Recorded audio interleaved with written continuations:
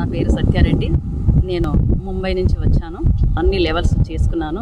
Level 5కి లో join అయ్యాను. మేమున్న రోజు సైలెన్స్, మౌనం పాటించాలన్నారు. ఎప్పుడైతే మేము జాయిన్ అయిపోయామో అప్పటి నుంచి మౌనంగా ఉన్నాము. అది చాలా చాలా పవర్ఫుల్గా అనిపించింది. నేను ఎప్పుడు ఏ రోజు మౌనం చేయలేదు. ఆ మౌనం విలువ తెలిసింది. నిజంగా నా గడియారం ఏది లేకుండా పచ్చని పొలాల మధ్య, ప్రకృతి మధ్యలో ఆశ్రయము అసలు ఎంత అంటే అల్టిమేట్, అసలు అద్భుతంగా అనిపించింది నాకు.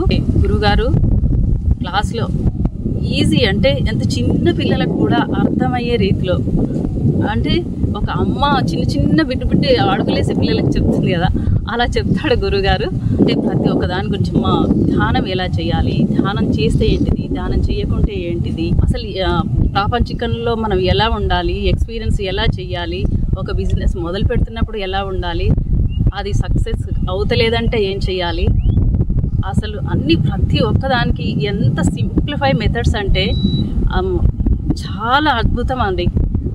అసలు మోక్షం ఇలా చిటికలో పొందొచ్చు అనేది, ఆ మోక్షం ఎలా పొందాలి, అసలు ఇవన్నీ మాకు స్వ అనుభవం చేయించారు. చెప్పడమే కాదు, అసలు గురువుగారు ఏం చెప్తాడంటే, మీకు ఏది కావాలో అది కోరుకోండి, కల్పతరువు చేసుకోండి అని అంటారు. నిజంగా కల్పతరువు చేసుకుంటే ఏదైనా కోరుకోవచ్చు, అన్నీ జరిగిపోతుంటాయి.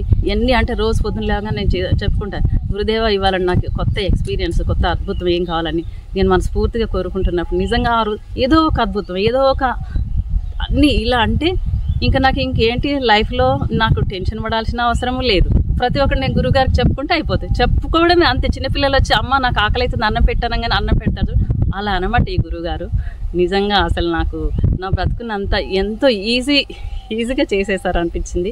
ఎందుకంటే నేను ఇప్పటివరకు ఏదైనా చెయ్యాలంటే ఎవరిని అడగాలి, ఏం చెయ్యాలి, నాకు బాధ ఉండేది.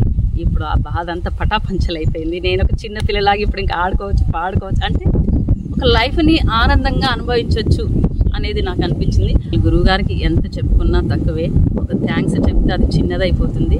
ఇంకేం చెప్పినా కూడా తక్కువే. గురువుగారికి అనంత కోటి నమస్కారాలు, గురుదేవులు, గురుపాదాలకి.